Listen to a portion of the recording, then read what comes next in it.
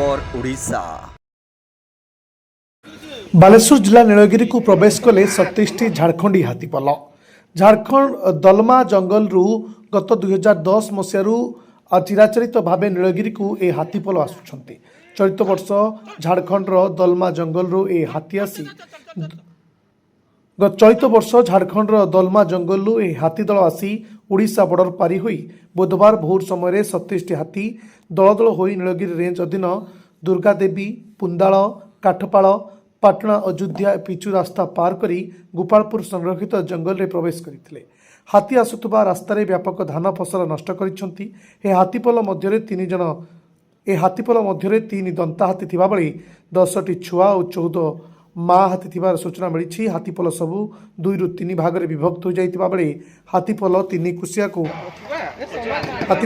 कुसिया को संरक्षित जंगल मुआ होउतबा जଣା पड़ी।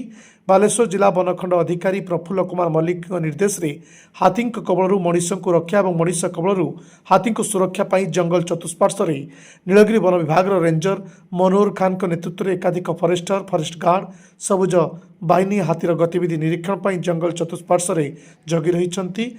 डाकबाजी जंत्र द्वारा वनांचलवासी को सूचना दि जाउछि। लोके आतंकित अवस्था रही। नीलगिरी प्रफुल्ल महांती रिपोर्ट, एक खबर ओडिशा। लाइक, शेयर, कमेंट और सब्सक्राइब करंतु। आपण माने देखुछंती एक खबर ओडिशा।